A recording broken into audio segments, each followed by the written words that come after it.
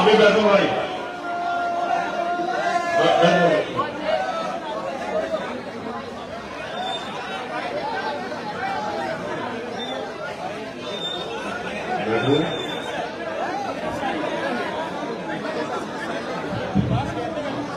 भाई मीडिया के साथियों आप इधर आ जाओ, इस तरफ आ जाओ सब आप लोग। मैं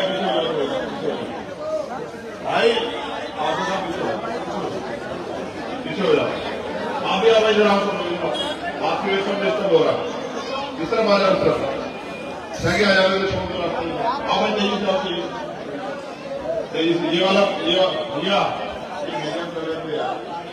तेरे कंधों में बहुत जिम्मेदारी है।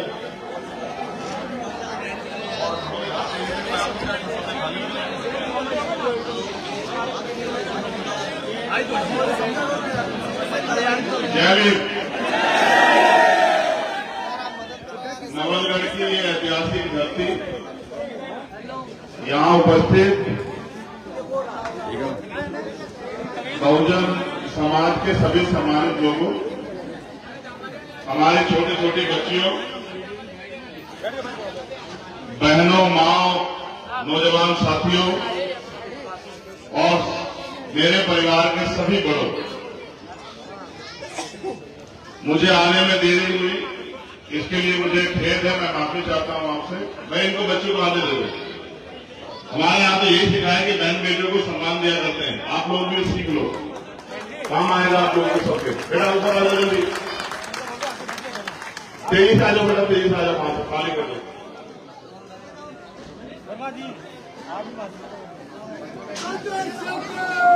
आ जाओ बेटा, बेटा जल्दी आ जाओ, बस बैठो बैठो बैठो। इनको ऊपर भेज दो, महिलाओं को सबको ऊपर भेज दो। आ जाएंगे आ जाएंगे, रास्ता दो भैया, फोटोग्राफर तुम्हें पता है 1-1 मिनट कीमती है। बेटा जल्दी आओ, सोचा ऊपर चलो बेटा, ऊपर चलो, बैठो बैठो बैठो, आओ जल्दी आओ, तेज स्पीड पकड़ो, स्पीड पकड़ो, बैठो बैठो। अपने अधिकार लेना सीखो, कोई नहीं देगा मांगने से।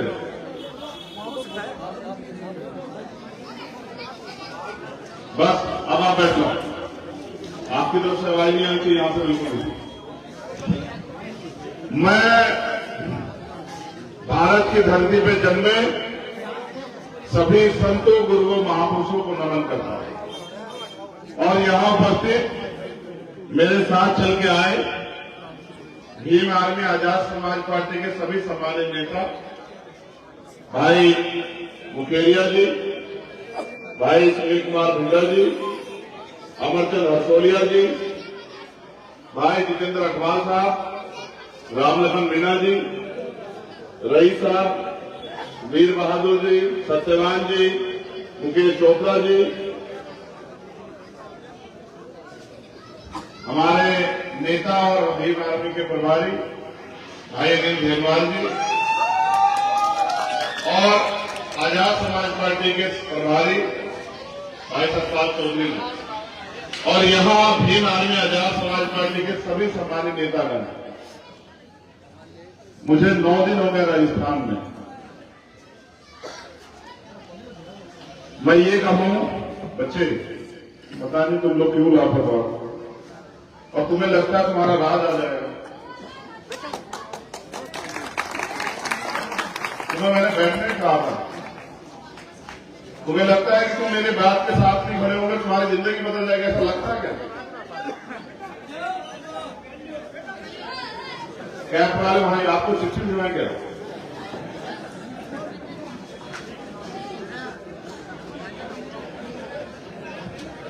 नौ दिन एक लंबा समय होता है, 9 दिन। और इन 9 दिन से पहले मैं राजस्थान को शायद वैसे नहीं जानता हूं। मुझे पता था कि हजारों मील दूर मैं आता हूं यहां, ये तक कि मैं समय समय पे आता हूं। जब भी यहां जुल्म जाति अन्याय अत्याचार होता है, कमजोरों पे मैं आता हूं अपनी जिम्मेदारी अदा करने के लिए, आपका बेटा भाई होने के नाते, इस समाज का जागरूक व्यक्ति होने के नाते। लेकिन इस बार जो 9 महीने मैंने देखा, 9 दिन में मैंने देखा राजस्थान को, गरीबी, बेबसी, लाचारी, उदासी, नाउम्मीदी, चेहरों पर निराशा, मगर कहीं ना कहीं मैंने ये भी देखा एक उम्मीद, एक विश्वास, एक अपनापन, एक प्यार, एक ऐसा रिश्ता जिसका कोई नाम नहीं, क्योंकि हम रिश्तों में उनको जानते हैं जो हमारे साथ जन्म लेते हैं, हमारे गांव रहते हैं और घर का हिस्सा होते हैं, या फिर जिनसे हम बाद में जुड़ते हैं। लेकिन मैंने जो राजस्थान में देखा वो एक ऐसा रिश्ता है जिसके लिए मेरे पास शब्द नहीं है। 4-4 घंटे 6-6 घंटे हमारी बहनें धूप में खड़ी हैं, हमारी माएं सड़क पे इंतजार कर रही हैं, हमारी बच्चियां भूखी प्यासे इंतजार कर रही हैं, और मेरे आने के बाद जो उत्साह उनमें देखने को मिलता है,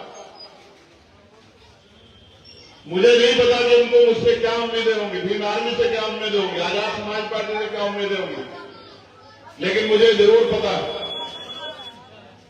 कि कुछ तो है जो 8 घंटे के बाद भी इंतजार करने पे लोग जाते नहीं। कुछ तो है कि रात 400 में 1 बजे हजारों की संख्या में लोग चौराहे पे इंतजार कर रहे थे। मैंने कल उनसे कहा कि यहां के दूसरी पार्टियों के लोग ये कहते हैं, आरोप लगाने के लिए कोई कहता है कि ये दूसरी पार्टियों के लोग हैं, कोई कहता है गैर जिम्मेदार लोग हैं, लेकिन रात जब मैंने 1 बजे उनको खड़े देखा, इस उम्मीद के साथ कि मैं वहां आऊंगा, तो मेरे मन में जिज्ञासा पैदा हुई और मुझे जवाब मिला कि ना ये गैर जिम्मेदार है और ना ये किसी पार्टी के हैं, क्योंकि अगर पार्टी के भी होते तो 2-1 घंटे इंतजार कर लेते। जब लोग तमाशा देखने आते हैं तमाशा देख के चले जाते हैं। अगर ये गैर जिम्मेदार होते तो 8 घंटे देरी होती कि रात के 1 बजे घर में पड़ के सोते कि भाई ठीक है, नहीं आए, उनकी गलती, हम क्या करें। लेकिन जो जवानों में जो मैंने विश्वास देखा, और हमारी माएं बहनें भी थी 1 बजे, आप नहीं जान पाओगे मुझे कितनी हिम्मत मिली। और मुझे ही नहीं, भीम आर्मी आजाद समाज पार्टी के एक नेता कार्यकर्ता को हिम्मत मिली। जब आप जालोर में लाखों की संख्या में इकट्ठा होते हैं, जब आप भीलवाड़ा में पूरी सड़कें जाम कर देते हैं, जब आप दौसा में, अलवर में, भरतपुर में, करौली में, सवाई माधोपुर में, गंगापुर सिटी में अपने संख्या बल से लोगों को रोक देते, चलते हुए देखने के लिए कि कौन आ रहा है, कौन जा रहा है, तो एहसास होता है कि विचार में कितनी शक्ति। आप घर परिवार चला रहे हैं, आप बेवकूफ लोग नहीं हैं, आप अपने परिवारों को आगे बढ़ा रहे हैं, आप बेहतर जानते हैं देश दुनिया में क्या चल रहा है। लेकिन मुझे आपसे कहना, आज अगर ये सम्मान का जीवन मिला, मगर ये धरती बड़ी मजबूत है, मैं इसको नतमस्तक करता हूं, क्योंकि मुझे बताया गया कि ये जो डॉक्टर बाबा साहब अम्बेडकर की स्टैच्यू लगी हुई है, इसका उद्घाटन जो है, इसका अनावरण माननीय काशीराम साहब ने किया। और मैं मानता हूं कि जहां महापुरुषों के पैर पड़ते हैं, जहां महापुरुषों का पसीना पड़ता है, वो धरती सोना हो जाती है, उसमें तप पैदा हो जाता है। तो मैं धन्यवाद दूंगा नवलगढ़ के लोगों का जो आज यहां उपस्थित है, या जो एक लंबी यात्रा पैदल हमारे साथ करके आए।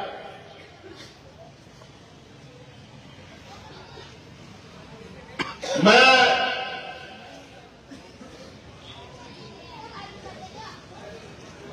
जब हमने यात्रा शुरू की सिद्धार्थनगर उत्तर प्रदेश से, सिद्धार्थनगर उत्तर प्रदेश वो धरती है जहां भगवान बुद्ध जन्मे, नेपाल बॉर्डर कपिलवस्तु लुम्बिनी। जब हमने ये शुरू की तो इस उम्मीद से की,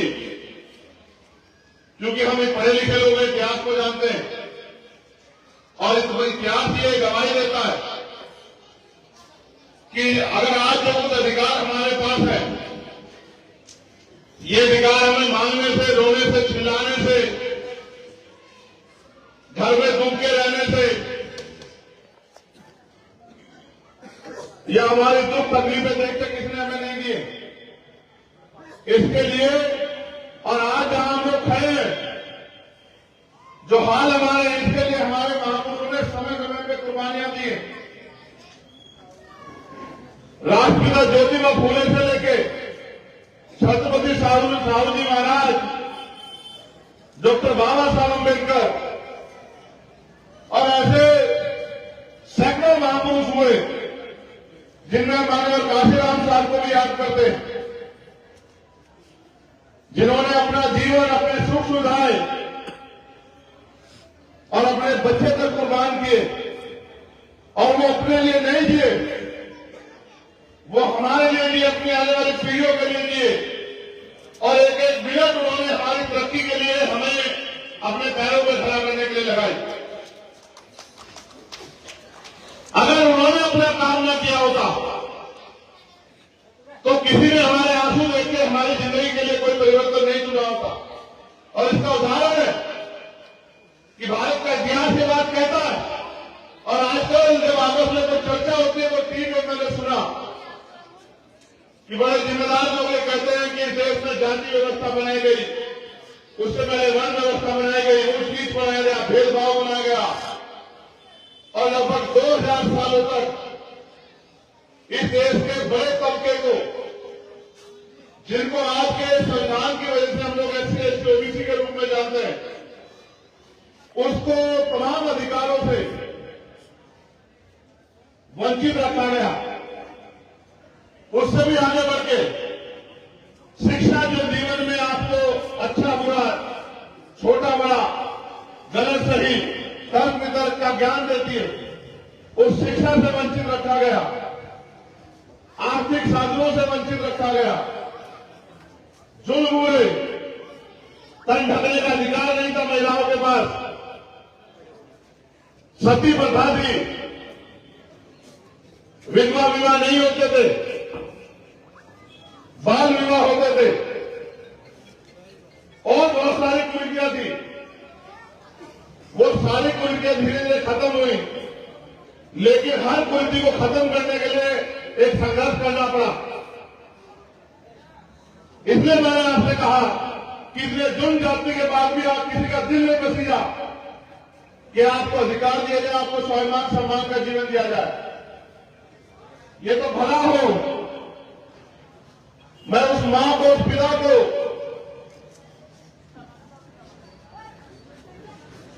धन्यवाद देता हूं जिन्होंने डॉक्टर बाबा साहब अम्बेडकर को जन्म दिया, जिन्होंने डॉक्टर बाबा साहब अम्बेडकर को जीवन दिया, और आज हम लोग उनके कर्जदार हैं।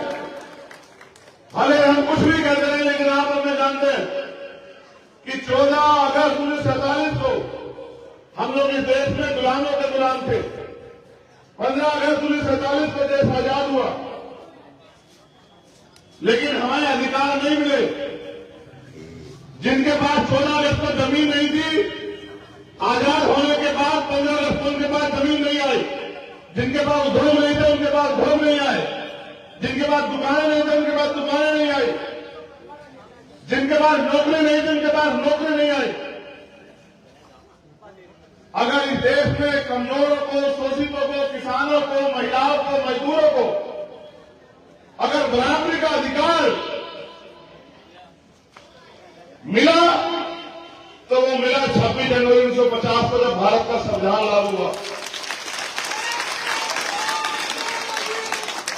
आज उस संविधान की वजह से आपके बच्चे डॉक्टर, इंजीनियर, आईएएस, आईपीएस बनते हैं।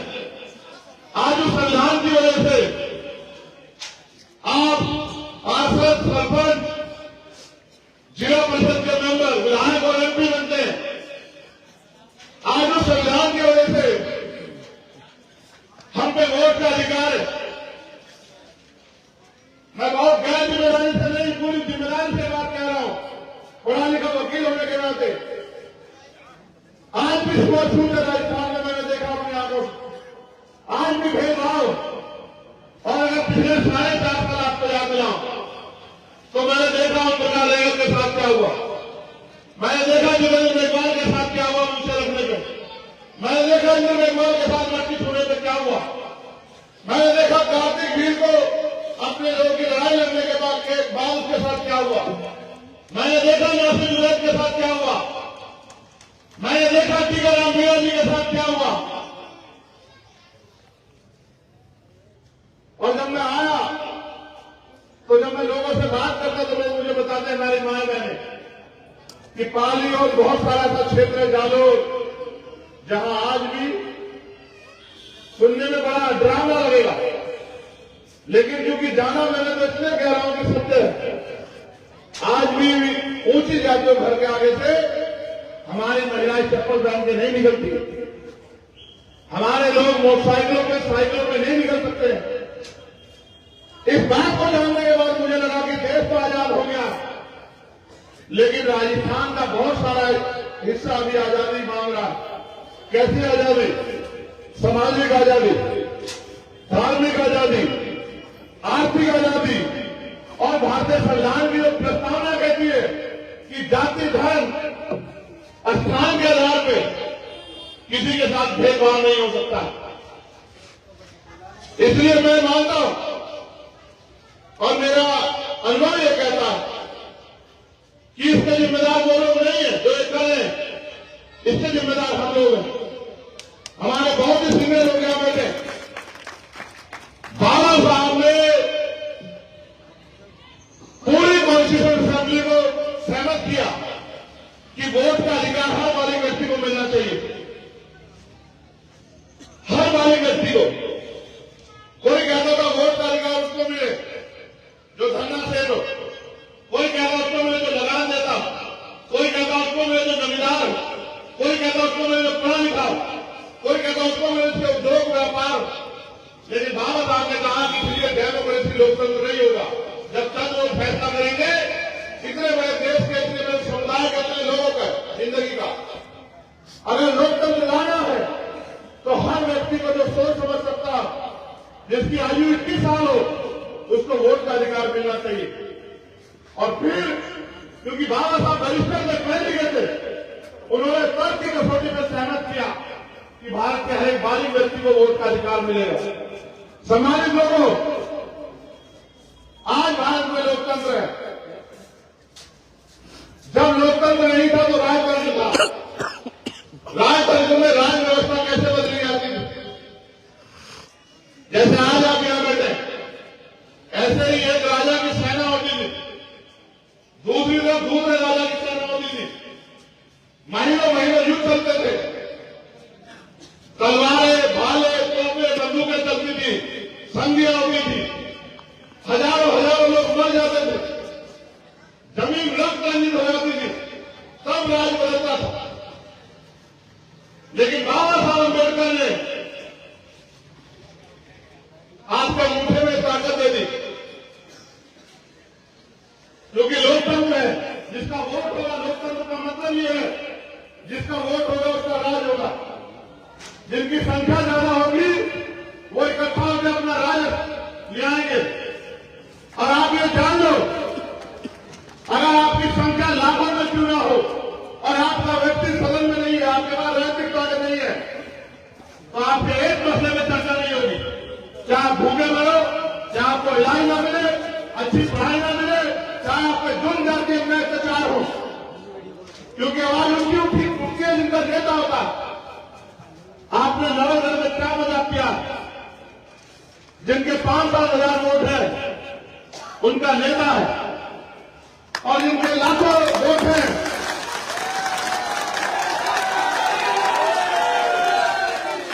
जिनके लाखों वोट हैं उनकी गलियों की हालत देखो, उनके घरों की हालत देखो, उनके बच्चों के भूखे पेट देखो। ये बात मैंने आपको इसलिए कहनी पड़ेगी कि आपने लोकतंत्र की हत्या की। अगर वास्तविकता में आप माननीय काशीराम साहब की बात पर पहरा देने वाले होते, आप बाबा साहब की बात पर पहरा देने वाले होते, तो ऐसा कभी नहीं होता कि जिनके थोड़े से वोट वो विधायक होते, जिनके बहुसंख्यक वोट है वो गेट के बाहर खड़े होते, सबका भी नहीं होता। जैसा मैंने पहले कहा कि हम गलत है, हम जिम्मेदार हैं, हमने अपने वोट को संगठित नहीं किया। बाबा साहब हमें वर्ग बना के गए, अनुसूचित जाति, अनुसूचित जनजाति, अति पिछड़ा वर्ग, अल्पसंख्यक समाज, लेकिन कभी बने नहीं। हमने हमेशा ये सोचा कि हमें तो रूखा सूखा मिल रहा है, हमें इसमें दूर रहना चाहिए। जबकि आप ये नहीं समझे कि बाबा साहब ने वोट का अधिकार आपको गुलामी की मंडियों में नहीं दिया। उन्होंने वोट का अधिकार दिलाने के साथ ये बात कही थी कि आज मैंने रानी का पेट छीन दिया, आज के बाद राजा पहले वोट से तैयार होगा, आपकी वोट से तैयार होगा। आप मुझे अपने मन से बताओ, इस विधानसभा में बहुजन समाज के लोगों का वोट ज्यादा है या जिनका आज विधायक है उनका वोट ज्यादा? आप बताओ। जब आपका वोट ज्यादा तो विधायक किसका होना ज्यादा? बताओ। ये किसकी गलती है सर? अच्छा, आप ये भी सुनो, आपने विधानसभा में चर्चा सुनी कि इंद्र मेघवाल के साथ अन्याय क्यों हुआ? सुनी आपने कभी? मुझे रखने में जितेंद्र मेघवाल की हत्या कर दी गई, क्या आपने कभी कोई चर्चा सुनी? कार्तिक भीड़ का परिवार 8 महीने में बैठक का कभी आपने चर्चा सुनी? ओम प्रकाश रहगर ने उसके पिताजी को पीटा गया, वो थाने में रिपोर्ट लिखवाने का पुलिस ने भगा दिया और ये कह दिया उल्टा अपने खिलाफ मुकदमा लिखते, अपने पिता के खिलाफ, तो चाचा के खिलाफ। वो गली गली घूमता रहा, फिर उसने सुसाइड कर लिया। इस उम्मीद के साथ मुझे पत्र लिखा, पत्र में लिखा उसने कि भाई चंद्रशेखर आप आना और मुझे न्याय दिलाना। 3 दिन तक उसकी लाश को लेकर हम लोग लड़ते रहे, रूपनगढ़ तहसील पे, हॉस्पिटल में बैठे रहे 4 दिन तक। सरकार के लोगों ने वादे किए, पुलिस ने वादे किए,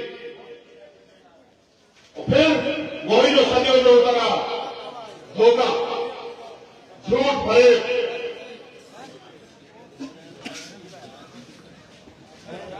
मैं आपसे पूछना चाहता हूं,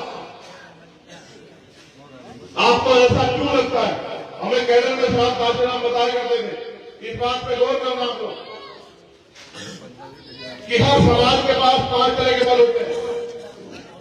पहला बल बुद्धि बल, दूसरा बल बाहुबल, तीसरा बल जनबल, चौथा बल धन बल और 5वां बल मनोबल।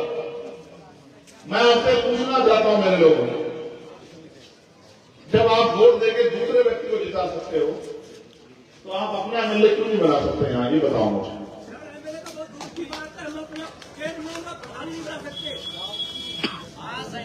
बिल्कुल सही है सर, बिल्कुल सही है।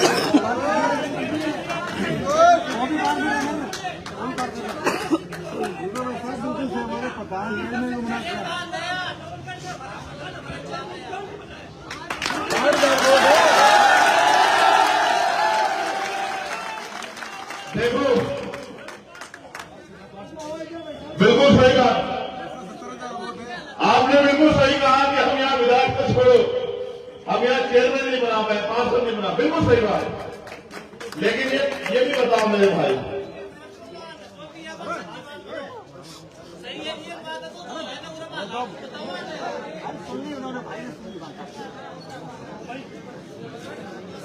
इसके लिए एक सर हर आदमी अपनी बात मत कहे, मेरी बात पे गौर कर ले।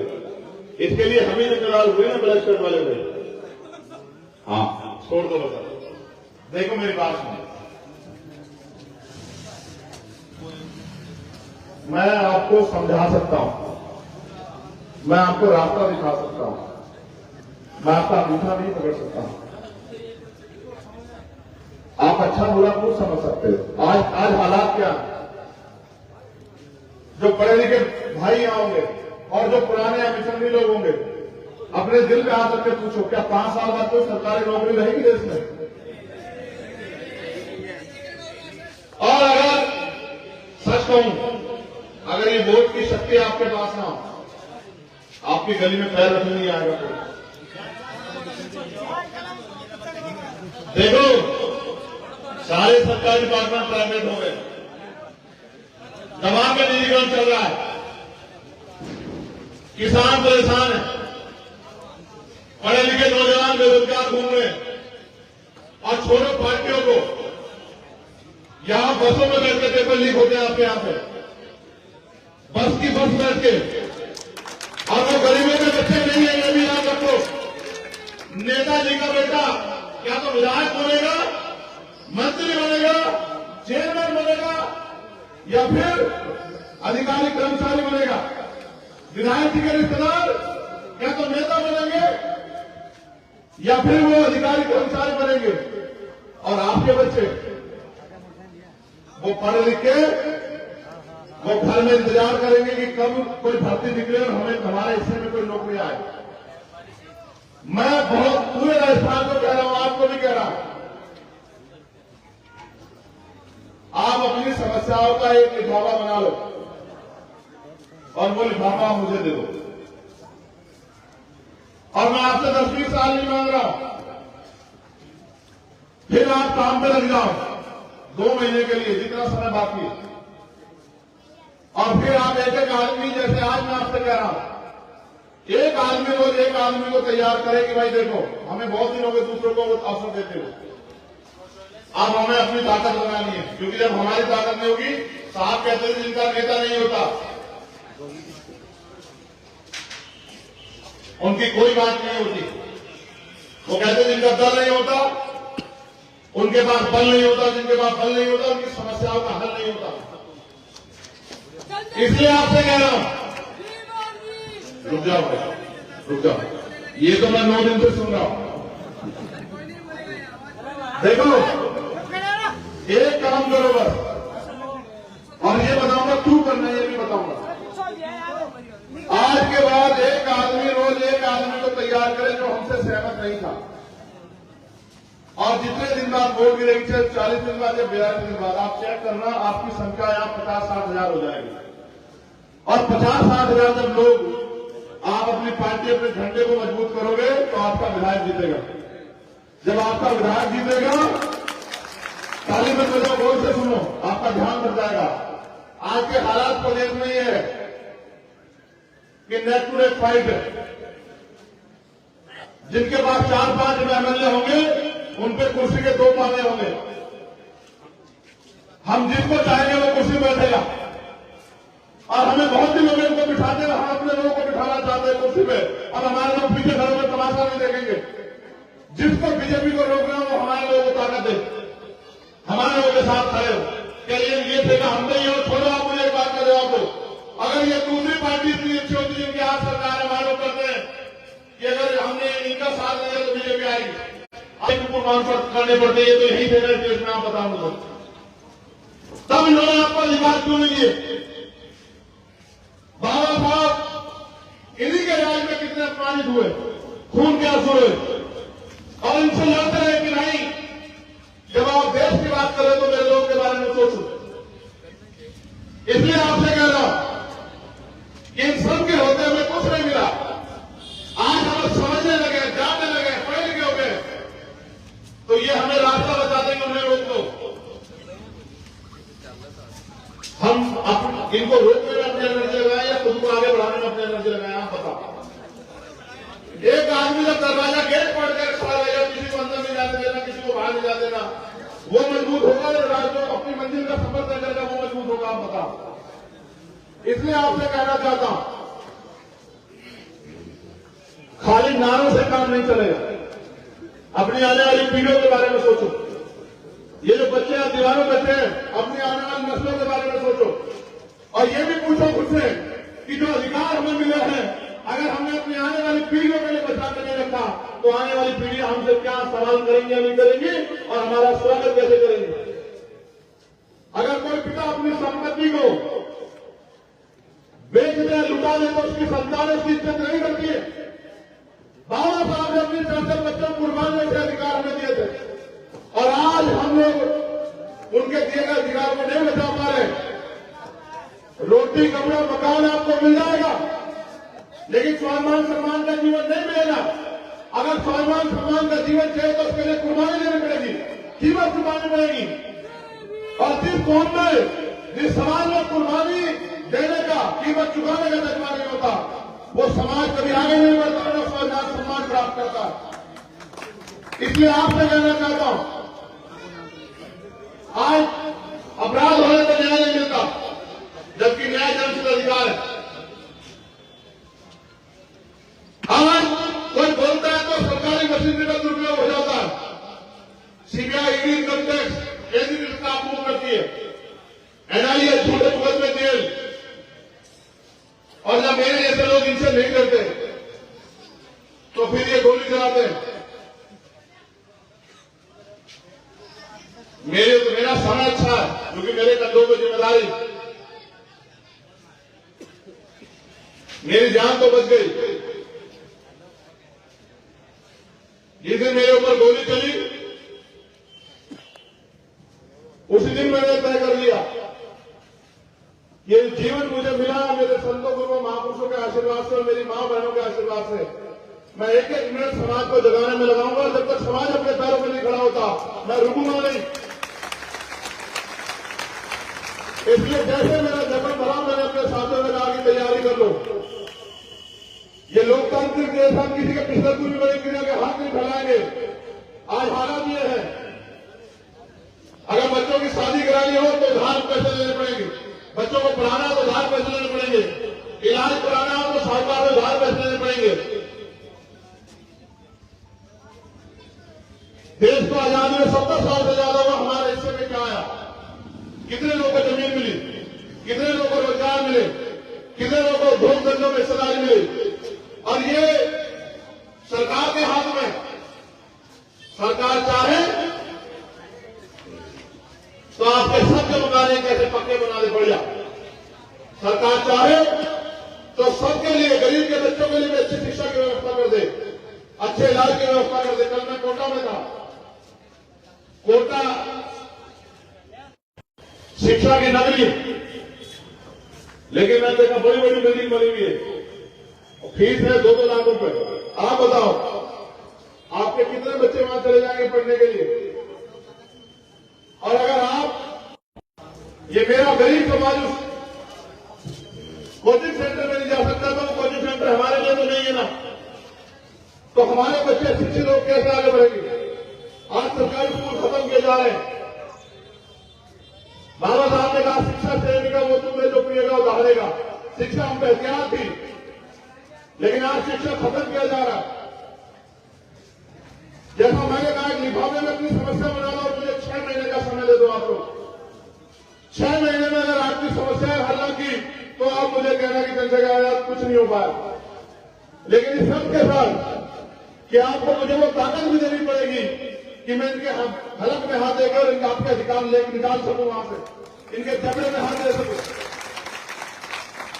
अगर आप ये कहो कि राजनीतिक शक्ति के संभव है तो ऐसा नहीं है। हम 5 लाख लोग भी जयपुर में 5 दिन बैठे रहेंगे, कोई भी सुनेगा नहीं। लेकिन अगर हमारे 5 एमएलए भी होंगे तो पूरी सरकार को हमें सुनना पड़ेगा। इसलिए आपसे कहना चाहता हूं, आप अपनी ताकत बनाओ और लोकतंत्र की हत्या मत करो। आपकी वोट से अगर ऐसे लोग ताकतवर होंगे तो फिर वो आपका भला नहीं करेंगे। इसलिए आपकी शिकायत बैठ रही है कि विधायक जी ने ये नहीं किया, विधायक जी ने वो नहीं किया। मैं कह रहा हूं नीचे से ऊपर तक संगठित होकर अपना बनाओ और विधायक जी को भी बताओ कि जो हमसे छल करेगा हम उसको विधायक छोड़ो, चेयरमैन भी बनने लायक नहीं छोड़ेंगे, पार्षद बनने लायक नहीं छोड़ेंगे। अगर आप अपनी शक्ति का एहसास नहीं कराओगे तो वो आपको गुलाम समझ के कुचलते रहेंगे। इसलिए आपसे कहना चाहता हूं नौजवान साथियों, आज हमारे कंधों में जिम्मेदारी है अपने समाज को कंधों पर उठा के आगे बढ़ाने की। नौजवान सिर्फ नारों तक सीमित न रहे, नौजवान जिम्मेदारी उठाए। जैसे वो अपने परिवार की जिम्मेदारी उठाए, समाज की जिम्मेदारी उठाए, अपने प्रदेश और देश की जिम्मेदारी उठाए और जिम्मेदारी उठाए बाबा साहब अम्बेडकर के संविधान की रक्षा की, उसको लागू कराने की। क्योंकि जिस दिन भारत का संविधान पूर्ण रूप से लागू होगा उस दिन भारत सोने की चिड़िया बनेगा, उस दिन भारत सम्राट अशोक के सपनों का भारत बनेगा, उस दिन अम्बेडकरवाद का राज आएगा। अभी अभी बिहार में जातिगत जनगणना हुई, आपने ध्यान दिया, उसके आंकड़े जारी हुए और आंकड़े कहते हैं कि 90% आबादी बिहार में बहुजन समाज की है। दलित, पिछड़े, आदिवासी, मुसलमान, जैन, सिख, बौद्ध, पारसी, ईसाई, और आप राजस्थान में करा लो। अगर 90% नहीं निकली तो मुझे कहना, लेकिन ये 90% लोग अगर इनका राज नहीं आ रहा तो उनका मनोबल क्या हुआ? इनको लगता है ये नहीं कर सकते।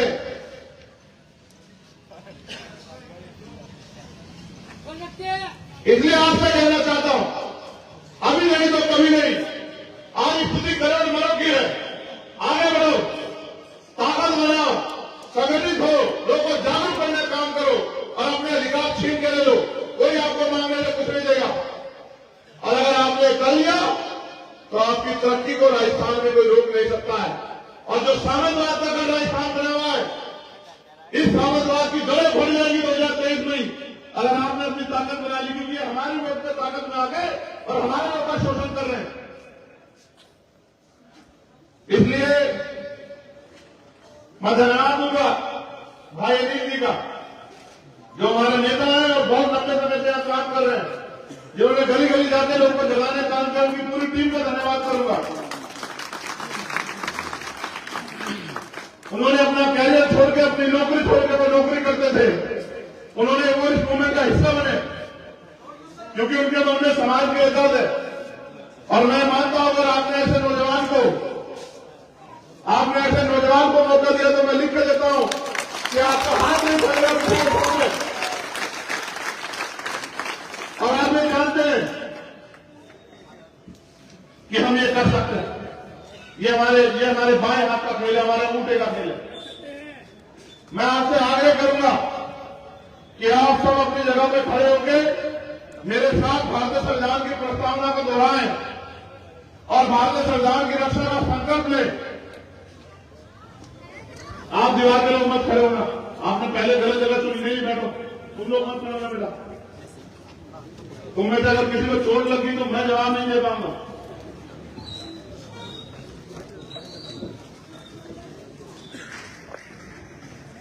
हम भारत के लोग भारत को एक संपूर्ण प्रभुत्व संपन्न समाजवादी धर्मनिरपेक्ष लोकतंत्रात्मक गणराज्य बनाने के लिए तथा उसके समस्त नागरिकों को सामाजिक, आर्थिक और राजनीतिक न्याय, विचार, अभिव्यक्ति, विश्वास, धर्म और उपासना की स्वतंत्रता, प्रतिष्ठा और अवसर की क्षमता प्राप्त कराने के लिए तथा उन सब में व्यक्ति की गरिमा और राष्ट्रीय एकता और अखंडता सुनिश्चित करने वाली बंधुता बढ़ाने के लिए दृढ़ संकल्प होकर अपनी संविधान सभा में आज तारीख 26 नवंबर 1949 ईस्वी को एतदार द्वारा इस संविधान को अंगीकृत, अधिनियमित और आत्मसमर्पित करते हैं। चलो संकल्प करो ऐसे हाथ करके।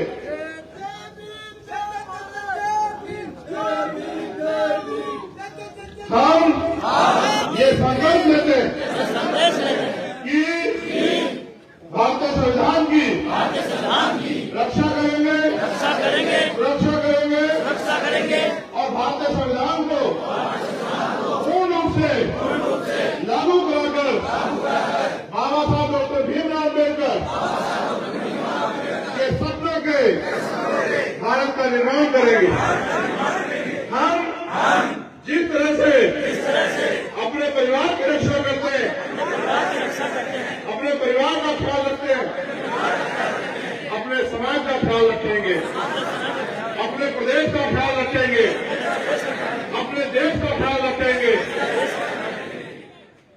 बहुत बहुत धन्यवाद।